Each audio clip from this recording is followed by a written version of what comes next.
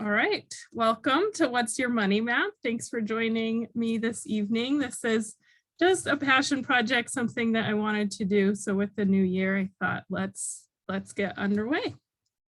And I will be looking for your feedback and see how this goes. But thanks for joining for our inaugural What's Your Money Map presentation. All right, so this evening I will introduce myself. Let you introduce yourself if you wish to do so, completely optional. We'll talk about the reality of how money is a story that comes from somewhere else, which we may not know. And then we will get into the nuts and bolts of the presentation and actually do the work of designing your money map, or at least getting started. And then what does your money map look like? That's, or time map, sorry. What does your time map look like? So then we will stretch into, or talk about time management and getting really realistic about where do you spend time in your days and how much does that actually leave to make money in your business? We'll talk about overcoming mental barriers to let yourself actually choose where you want to go in life. And potentially that's sometimes the hardest part, I think, and when you really get down into it. And then I'll open it up for questions. I have a visioning exercise. What I'm going to do with the workshop part of this is kind of go through, you'll see later, but I'm going to do a little bit quicker and then do questions in this exercise I'm really excited about, and then see where we are on time, and then hopefully do more of the workshop at the end if you want to stick around for that part. All right, so who am I? I know a number of you, or you may have attended another webinar, but just to go through some of my story, I moved to Juneau in 2005 with my now husband, and that was right after college. I decided a couple of years later that I really wanted to go to graduate school, and I wasn't quite sure what path would be the best for me, but I didn't have that many options with an econ degree and not being good at math. So I headed off to law school thinking that it would provide me good tools to do something else in my life, but not actually thinking that I wanted to start law at all or practice law at all. I ended up loving law school and decided that not only did I want to practice law, I wanted to be a public defender representing criminal defendants, which is one of the faster in court ways that I could practice law at all. It took me a couple of years out of law school. I started, had a couple of jobs. I was a law clerk and worked with some of the unions, worked for the state before I was hired at the public defender's office up in Barrow, or Yogvik. And I was there for 13 months before transferring to the Juneau office, at which point I burnt out pretty quickly here in Juneau and moved over to Department of Law, representing Department of Health and Social Services. So along the way, I kept thinking I had no real model for starting a business, but as I was applying for these different jobs, when I was at a point where I either needed to leave Barrow to be home, or I was graduating law school and wasn't sure if I'd find a job, I kept thinking of a business that I wanted to start. If this doesn't work out, then I'll start this business. Fortunately, I suppose I kept getting employment where I wanted to be, and that seemed like the smart, responsible thing to do. I had law school loans to pay off, and it was state jobs in Alaska for attorneys are really good. They pay really well. And I wasn't working very much. So it all just seemed like the thing that I should be doing is taking that secure state job. But I hit a point where that was no longer, I just couldn't do it anymore. In 2017, while still working full-time for Department of Law, I became a health coach with the Institute for Integrative Nutrition. And I discovered that I had been really missing creative passion in my life. I loved doing blogging with my health coach business. I loved working with clients and coming up with I would write them recipes and I would create tools for them and handouts. And it was something that I just was really, really drawn to. And the picture there of me at the bottom it was me attempting to get that business off the ground. I was at the Alaska Bar Convention with other attorneys thinking, well, I'm an attorney and attorneys aren't known for being very healthy, so perhaps I can provide an in with attorneys to help them with their health goals. I called my business SIR for self-care, career, exercise, relationships, and food, and took a really holistic approach. That business did not actually go very far. I still have it. I haven't technically shut it down, but it is not, they did not find a whole lot of clients that wanted to work with me. So it was a great experience though. And again, it showed me so much. I quit. There was a huge path of deciding to quit my job and so many different aspects of it. But I eventually quit in 2018. And at that time, I still was hoping the health coaching or thought it might take off. I was working on that quite a bit. And then ended up taking a tourism job as I kind of figured out what was next in my life. Now, I still had this idea of starting a business. I was still terrified to do so. And the business that I worked for, I won't name names, but it was a helicopter company in Juneau, and they were very not well organized. And it really gave me, I was in the nitty-gritty administrative stuff, and it gave me the confidence just watching them and their functioning level with a multi-million-dollar company to say, okay, I have this law degree. Could I start my own business in some shape or form? And that led me to think about really doing estate planning, helping people with wills and trusts.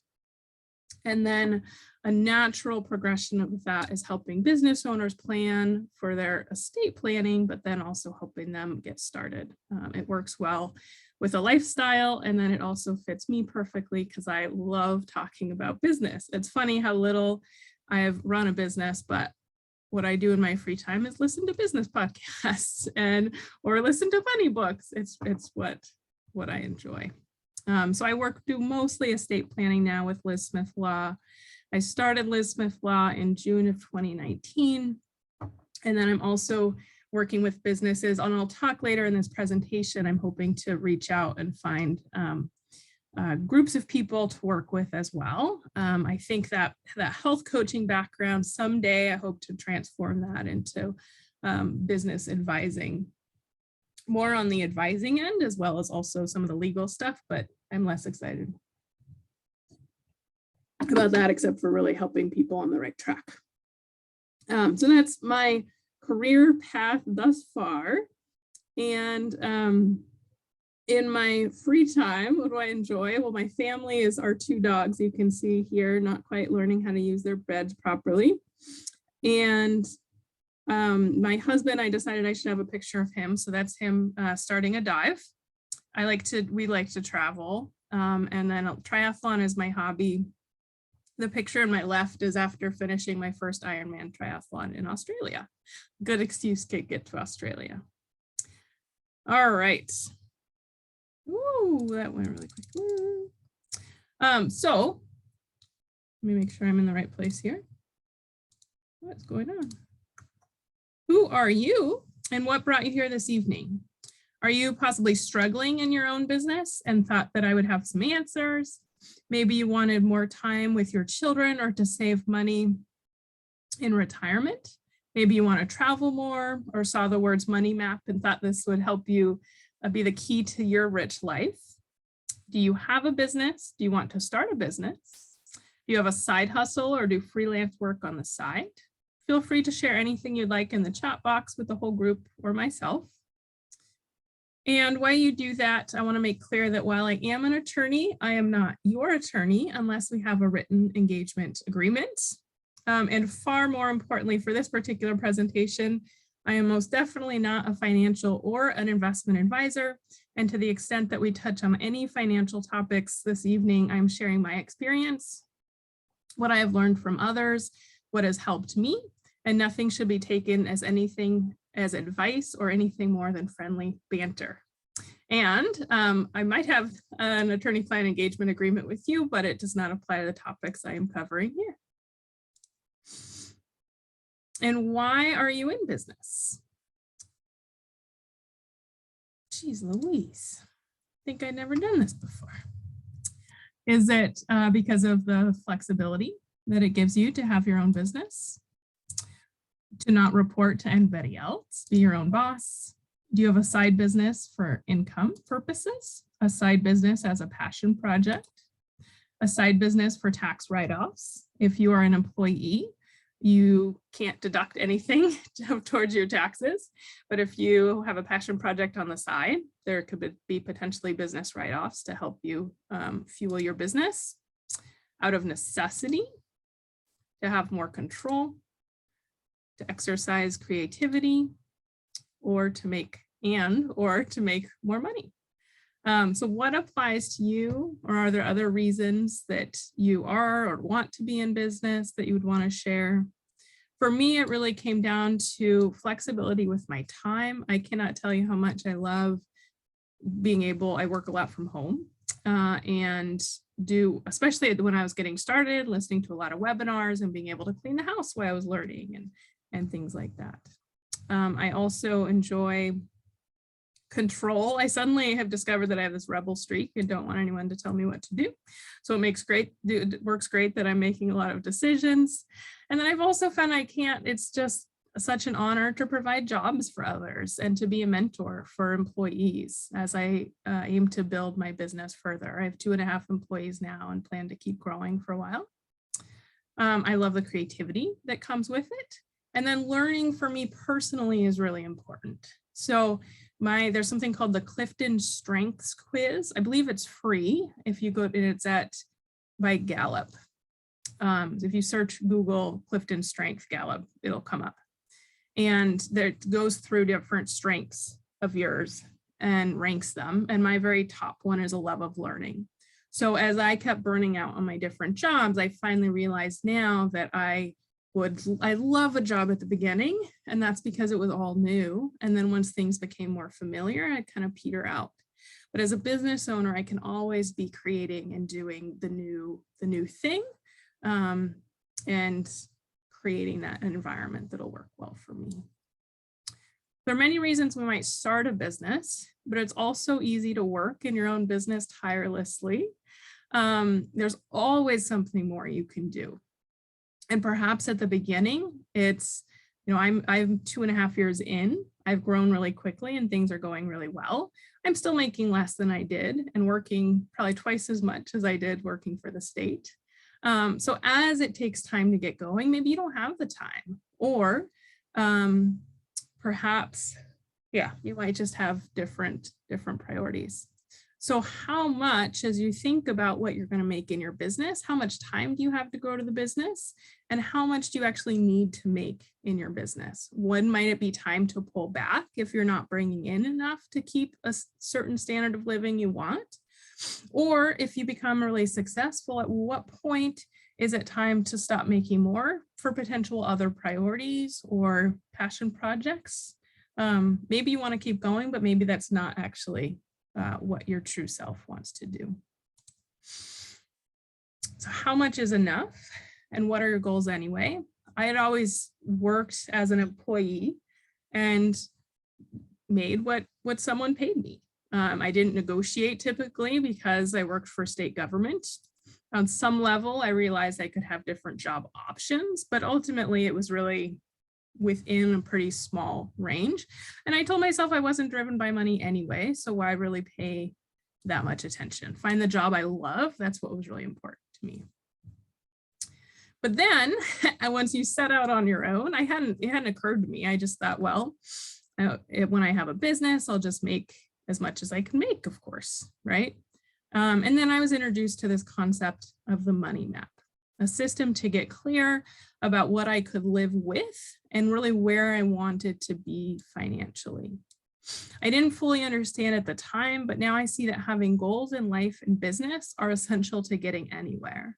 If you I've heard it so many times, when you actually set a goal or set a vision, then without looking at all, you might reach that goal. You're much more likely to reach it, even if you're not actively planning for it. Though you might want to actively plan as well. So I've also learned in business that it's the mental game surrounding money is as challenging as really getting things done. And it's not just money, right? There's the mental challenge in business of, well, on the money side, deciding or feeling that you're worth what you need to charge to keep the basic lifestyle that you want. And the mental of idea that will you actually get clients or customers in your business or sell the thing that you're creating? And the mental game around when do you make investments in your business? So those are all some financial, but also mixed with a whole lot of other baggage. And of course, money is stories we tell ourselves. I think often we have, well, maybe always, we have views about money. First of all, it's different than your next door neighbor, and it might be different than your husband or wife, and different than your children, and different than anyone else in your family, right? We don't talk a lot about money in our culture often, and then we just get these ideas that are so ingrained in us, and we have no idea where they come from, even if we're doing our best to try and figure out where in the heck they come from.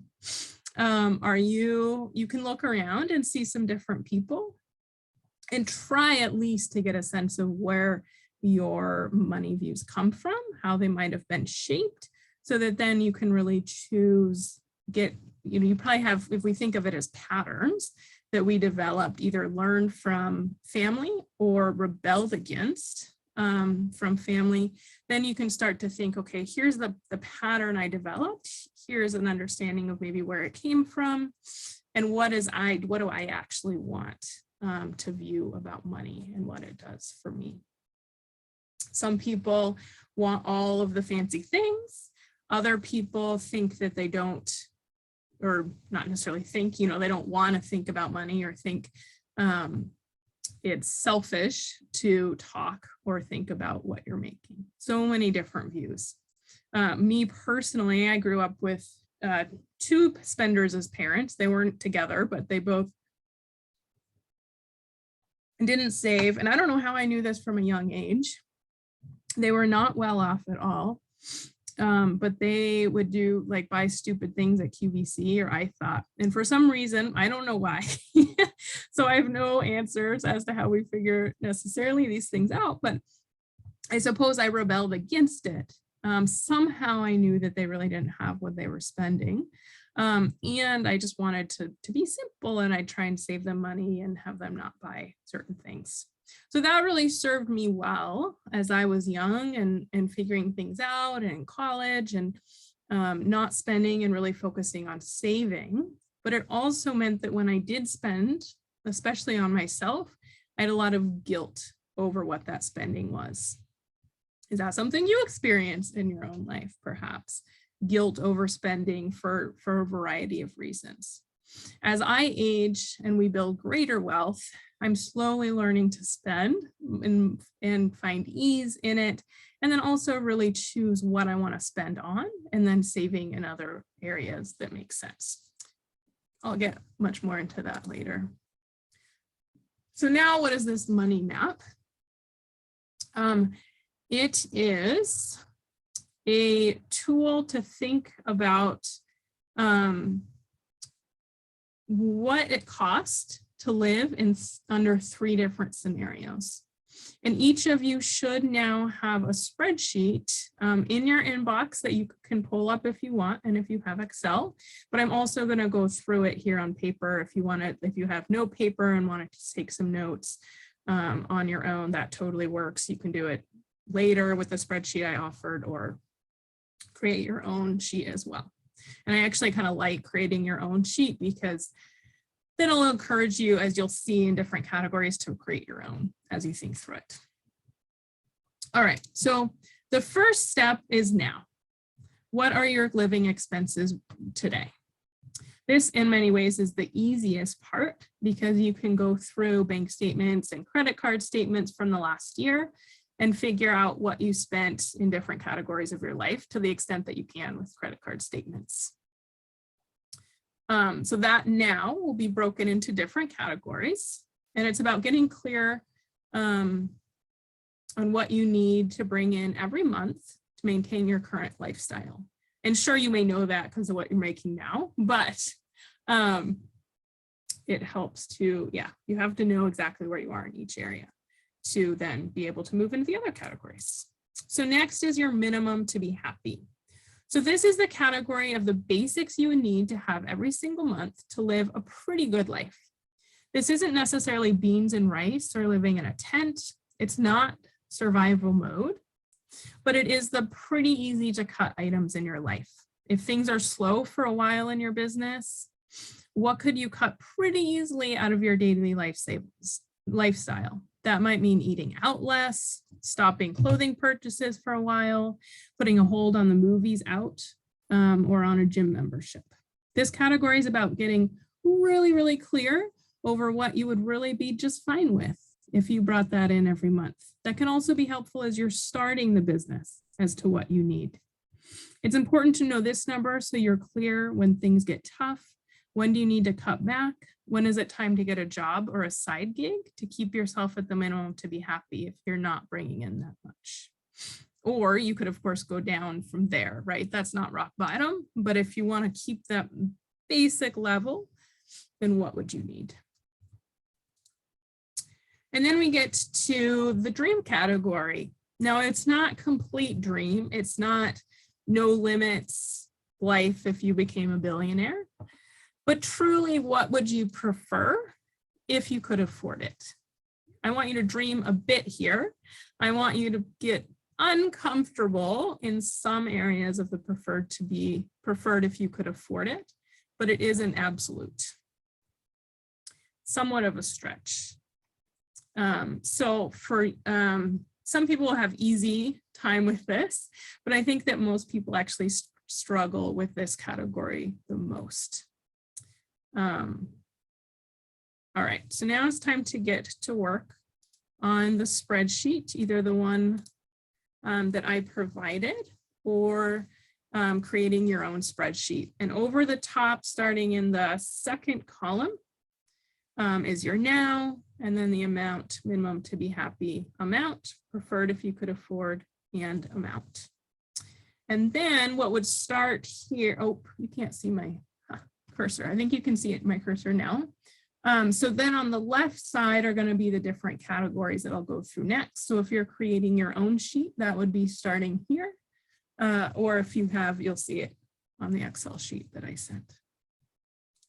So in that left category are the categories of what you spend on.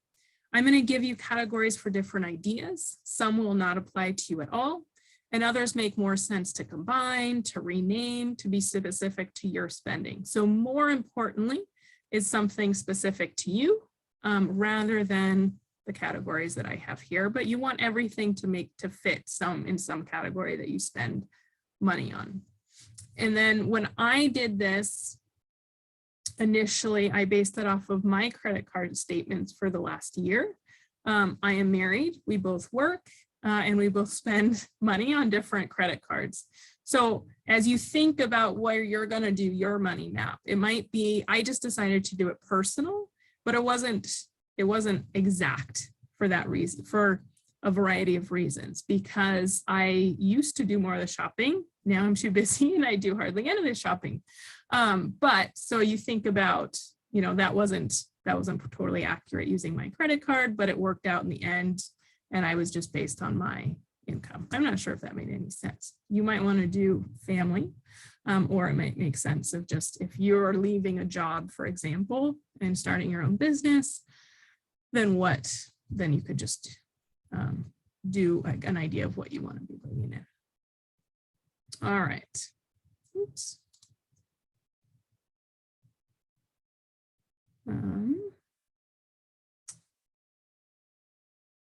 Okay, so you want your living space, including rent, mortgage if you have it, or if you own the house, great. I guess that wouldn't be an expense, but that would include other expenses like insurance and property tax. So getting realistic here. Home maintenance, utilities, repairs, and trash. Obviously, if you rent, then whichever it is that you are paying. And then groceries, eating out, very separate category, right? Not essential to eat out so much as it is to buy some kind of food. Phone service that you might have, transportation, personal insurance. So this would not be business insurance here. We're not talking about any business expenses. So if you already have a business and you're thinking, well, anything that you consider deductible is not going to go into this at all. Medical, out of pocket. So like that's a good example. If your business covers medical insurance, then this is only whatever's not. So that would be paying for the insurance, but you're going to have some out of pocket, post-tax money, most likely. Service assistance. For me, I thought of childcare in this, but also like house cleaning, or if you have anybody helping you with personal type services. Then children's activities, any kind of entertainment, gifts, special events, clothing, household items, physical health, charity donations, religious, etc. Travel that you might do, including everything when you're out of your home, obviously non-work travel. Any hobbies, personal continuing education, debt payments, anything for pets. And then saving for the future. That's kind of the big one, right? How much do you set aside for the future? And how do you set now? And then what are you going to do later? So as I'm going to switch over to sharing the spreadsheet now. If anybody, I do encourage you to do this as much as you can multitask while we are on.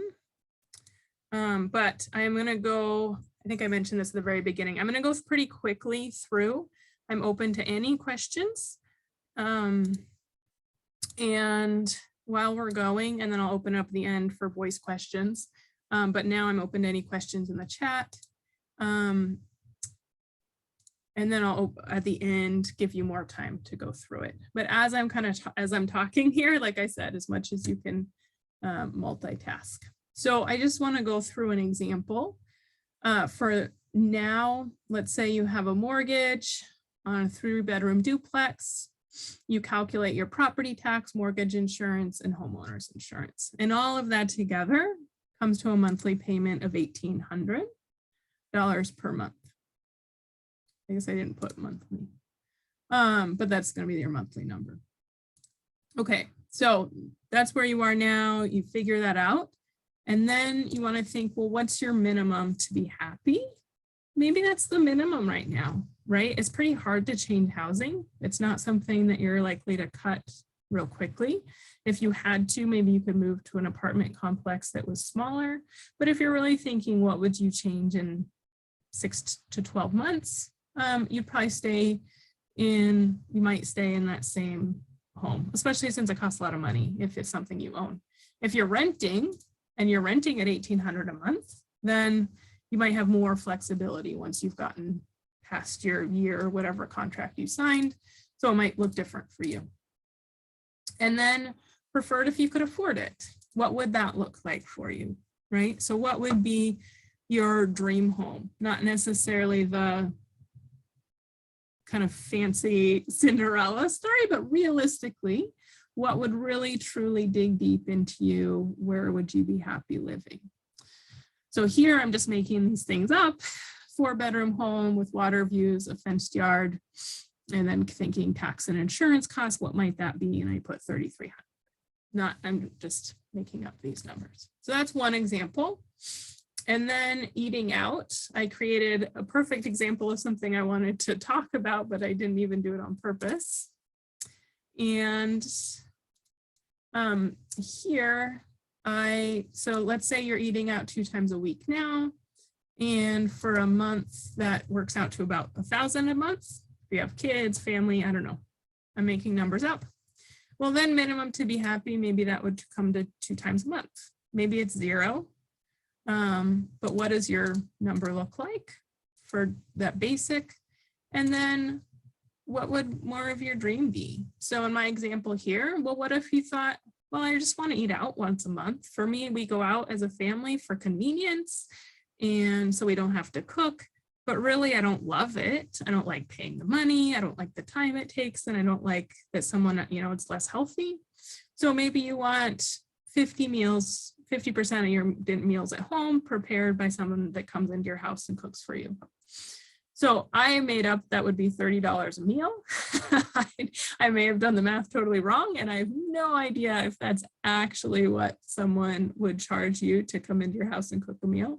But if they did, I love this example because that works out to $600 a month.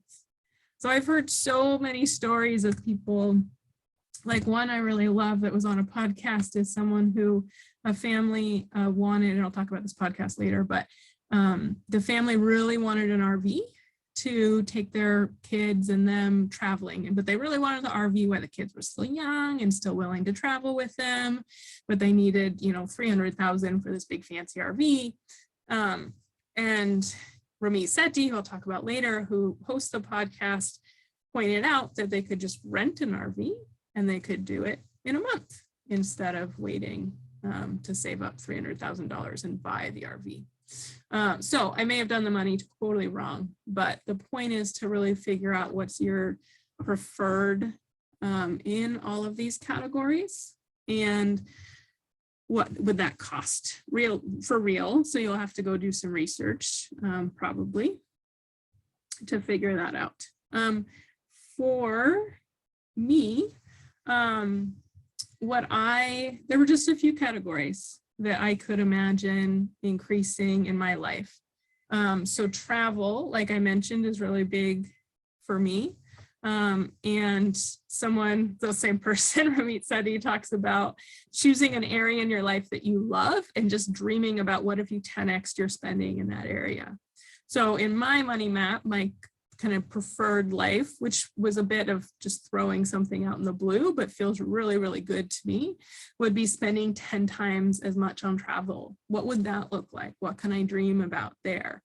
For me, that's not, at least right now, business class and first class and $1,200 hotels, but it's how many places could I get to and experience those. So I think I have later, I'll talk about some other areas that for me that I increased to spend money on.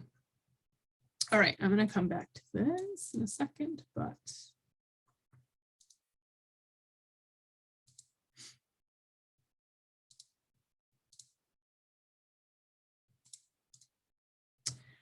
okay, so obviously it isn't just about the money, but ask yourself, for you right now, so sometimes it seems like it's coming down to just about the money.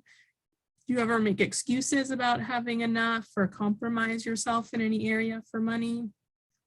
Or for others of you, maybe you're at the stage where the more appropriate question, or maybe just another question to ask yourself is, how can you leverage money in your life to free up time, energy, and attention for other things you want? And maybe creating a job for someone else. So that might be looking for childcare, someone to help with cooking or cleaning, things like that. All right, another way to think about your map is thinking about time. So once you go through each category and figure out what your life would look like in that area, then it could help you, and I'm going to go through this a little bit quicker as I switch back over the spreadsheet, but it might help you to think about how you're spending your time now and how does that actually align. So you can use this in different ways, and some things may surprise you. There's a lot of time trackers online. So you may be unclear as to how much time you're actually spending in different areas, and it may be worth pulling up an app or something online. I have one written down, but it's not easily accessible, to track your time. For me, I tried, and that was like, I've done different exercises, do what works for you. But for now, you could estimate. And so what I have here in the spreadsheet that I sent you as well is, what are your weekly hours that you spend in different areas? And I put some categories that may or may not all fit for you. Again, make them what works for you. But like sleep, social time, grooming, learning, entertaining, etc. Dog walks, I have dogs. It might look different for you. What are your weekly hours now? And then what would you really like? So if you are wanting to make changes in how you spend your time, whether you're, if you're already in business, especially, and thinking you want to make changes and things, what does it look like? What are you not spending the time you want to on? And what might you be spending more time than you really want to? Highlighting social media, perhaps. So get realistic on these. This was the separate tab over from money, from the money map numbers. And then hopefully I did the math right, but I have a weekly total that should automatically convert to the monthly total of time. And then that should automatically get you down to realistically what time is available every single day for the business. So these are all personal time categories. And then if you add all that up, so that's why it's 24 right now, what are you actually going to have to work in your business and on your business?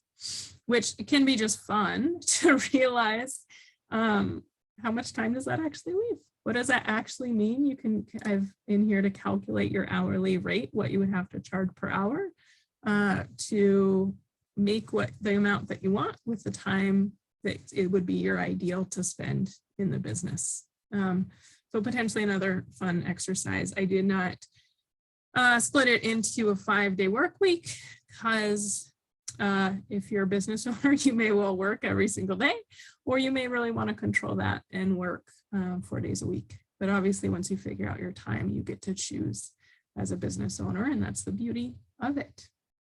And you also may work more seasonally. There can be all kinds of factors, but you can kind of play with this to give yourself an idea. All right.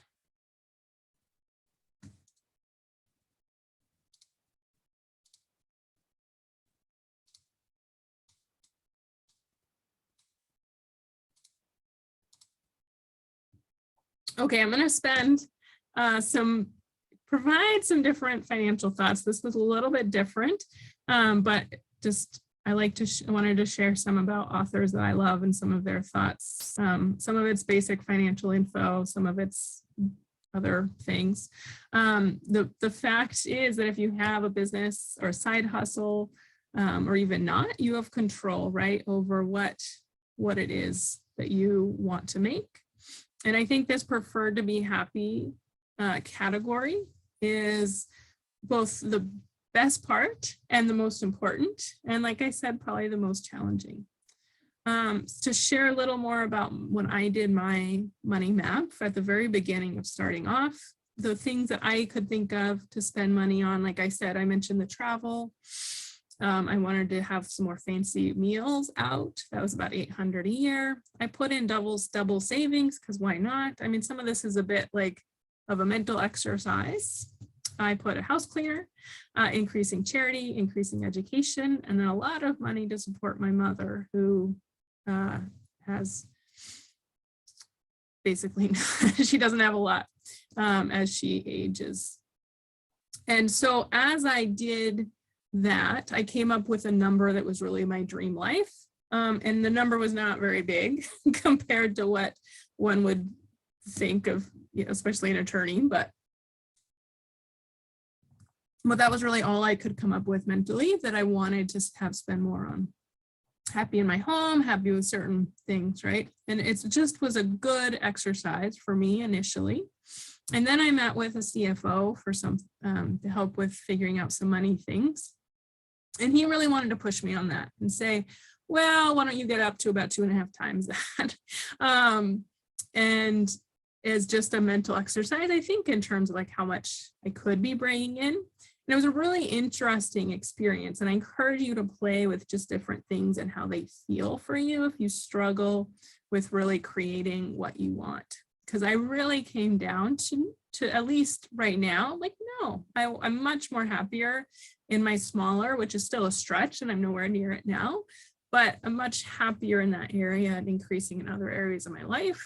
than I am in other spending. Or if anything, I guess I'd put more towards savings. But in reality, I'll just invest more in the business. Another thing that I also realized at some point in my journey is all that support for my mother was actually unmotivating for me. So I talked about having a goal and that being helpful to drive you in a certain direction. Well, I have my mother was not really much there for me when I was growing up, and she stole money from me at times for drugs that my grandparents had set into a bank account for me. So for me, that was a very, very talk about money, our money views on things. It was a contentious one. I wasn't actually sure. It was like, well, that's something I should do, but not something that in my heart necessarily wanted to do. So now I've actually gotten her into assisted living. I'm helping her a lot. I'm not helping her financially, except for visiting regularly and giving her a lot of my time, which in some ways is more valuable. But make sure that your list really aligns with what your internal self wants and not what the people say should happen, because that could end up unmotivating like me. All right, a couple of things to share with you, resources that you might want. Again, getting more into basic money, but I listened to this book really recently, I Will Teach You to Be Rich. It has some good basic things. I think he's funny. Like I said, I listened and he read it in some ways, but his main, Ramit Sethi, what he talks the most about in this is building your rich life, which is not, he's helping people spend and think about money in a different way. And what I mean by spend is a lot of people, especially that end up wealthy, just save, and that's what gets them there. But then they don't necessarily shift into, well, what actually can you spend money on to make your rich life, your happy life. So that's, and he's also the one that came up with that, think about 10x your life. He has a podcast as well, I Will Teach You to Be Rich, same thing. But in the podcast, he interviews couples about their money, and I find it really entertaining. And then I was hesitant to share this one because it is by Elizabeth Warren, who is the person that ran for president, and I don't want to get political. However, my husband and I both read this book in about 2005, which also means it's a dated book, but we read it at the very beginning of our adult lives, and it really it helped us out a lot. There's a lot of good information even today, besides it being a little dated, but I'll give you the main key takeaways. So they have a 50-30-20 rule. So as you're thinking about creating your money map and how much to save and how much to think about different things, their philosophy is 50% spent on your must-haves, 30% on your wants, and 20% on your savings. And I've heard a number of other financial advisors quote that as well and say that that's a good plan. Obviously, if you are in business, then there may be a period where you're just building the asset of the business, and there's all kinds of different factors that can go in to your decisions day to day, year to year. But with their plan, that 50% needs, that's the kind of the minimum to be happy category would be a very similar thing. It would not be, it'd be any contracts that you're under that you would have to keep up, but thinking about what you could cut back on. And considering like basic groceries, not eating out or fancier foods that you might choose to buy. And then 30% on wants is everything else other than savings. And then I just listened to this. I don't even recommend it necessarily, except that I wanted to introduce it here to talk about that the different, he's kind of the philosophy of spend, what's it called? The FIRE, financial independence, retire early. He's kind of along that lines, and he talks about saving 50% of whatever you're making so that you get to the point of financial independence. I'm not a huge proponent of that, except, I mean, just personally, I want to spend more money now, but I love the idea and thinking about living living simply if that were important to you. And then he has some actually really good information about that I hadn't heard, how much you need set aside to reach financial independence. And to also point out that you might think in your own life, where are you at, right? Are you just building the business and savings really not important right now? Are you at a point where the business is doing really well and you want to make as much as possible and just live really simply and sock it away? And that's all good options for you. What I also wanted to say with all three of these books that they have in common is that a suggestion, which I feel like is heresy, especially since I work with a lot of financial advisors and I think they have their perks, but they all suggest not working with an advisor and investing in low-cost index funds, and to really look at the big things first. So instead of thinking of your daily expenses and coffees and that sort of thing, focusing on what are you spending for home, car, your big expenses. And then I thought I'd share just a couple of anecdotes about, I mentioned that I'm in my own journey, finding my rich life and what that looks like, and starting to be more comfortable spending money, but also be really cognizant about where that is in life. So for Christmas this year, we spent it with my aunt and her wife. She's like a mother to me and super close. She doesn't have kids of her own, and we don't have children. So it was just the four of us. And I suggested that instead of gifts, because none of us need anything, what if we go out for a really nice meal? We went to a Michelin star restaurant and just had tons of fun. So these were ice swans that we had after appetizer before entree, which was just, it was fun for all of us. That was ice. Yeah, the swan isn't ice. With sorbet in it. It was a really fun experience that we all can carry and remember. And so that just fit for us and it was fun. We did do stockings. And then my gift to my husband was to take him to a hockey game last weekend, which was crazy extravagant for us, but it was also just absolutely fun. It will not be a regular occurrence, but it was, we just had a blast. And again, we'll have those memories.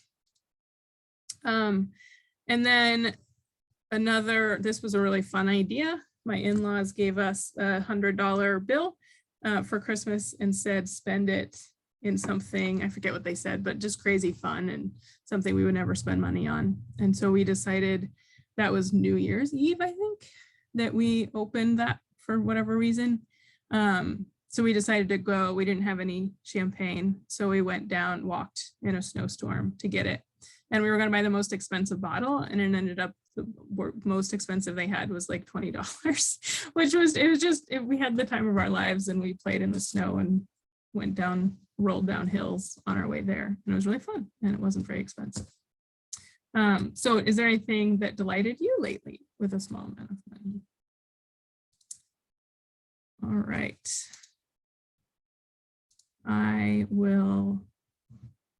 I'll move into what now, and then I'm gonna share an exercise and then open it up to questions, or actually I'll do some questions first if you have any, and then do any more workshop that you want. But first I wanted, as you think about what next, make this offer that this is something I would really like to do. And I know there's only a few of us here now, but I'd love to find some business owners to go through this LIFT program. So my mentor created a program to help business owners build a solid foundation, founded largely on the idea that we really all need a basic understanding in the structure for our business. And then from there, we can either decide to do it our own or hire experts to do it, but really be able to speak their language. So that falls in line with what I was talking about, like learning. I love learning financial things, but learning the basics, learning basic accounting, understanding what the accountant's doing and what they're really not doing in your business, because, well, that's it's been an expensive lesson for me. But your accountant is probably not doing as much. They're great. It's just that we often think that they're watching out for things that this is not part of their job. And so learning things like that can be really important. So right now I'm looking for 3 to 7 people to join me for a 2-month program to go through this LIFT program. So it's an online, or it's not online, but it's videos, I guess you would access online, talking about your legal, insurance, financial, and tax structures. And you'd watch videos in between meetings with 6 different meetings, and then we'd support each other in the group. My idea is being like a mastermind, and would support each other with questions as we go through the program.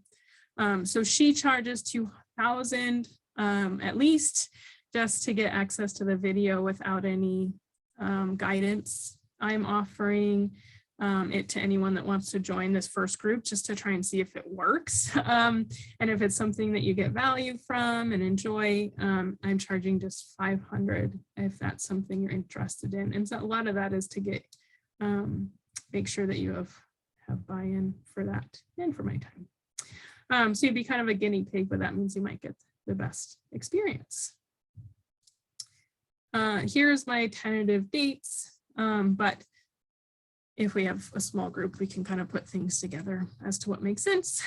And then if, I'll be quick with this, you wanted legal assistance with your business, I'm more one-on-one. I'm happy to meet with you as well. And so this would be like entity formation or trademark protection. Then your next step would be lift your life and business planning session with me. So that's up to a 2-hour meeting, reviewing your current business structure if it exists and diving in where you want to go and why. And together I would help you clarify where you want to go and how to get there.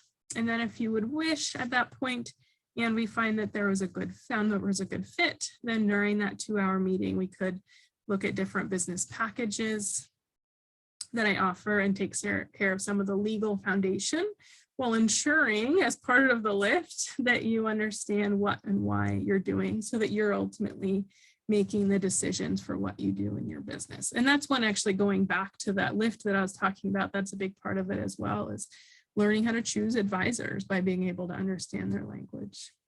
So normally though, for this 2-hour one-on-one, I would charge $950 normally.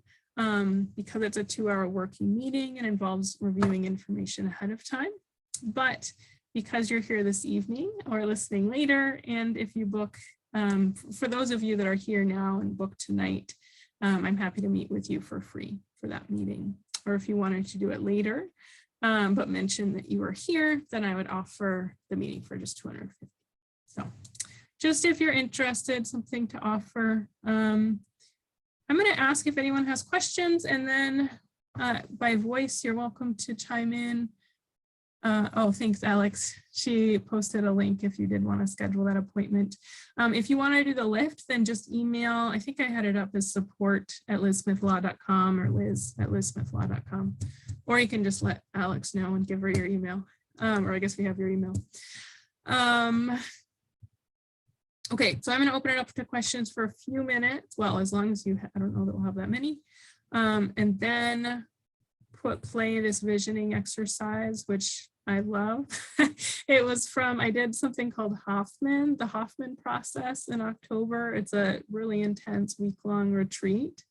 And the visioning exercise is about visioning your life. So it'd be really good if you have time this evening and want to dive into your money map. This is a good way to get started.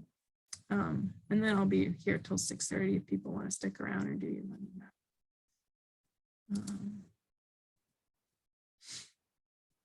All right.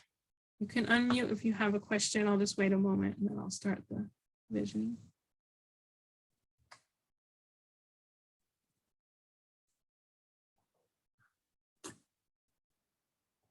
Okay.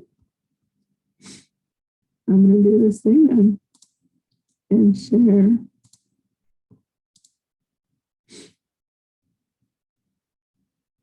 Here we go. I hope that you'll stick around. If I lose you, then thank you so much for coming. And here we go.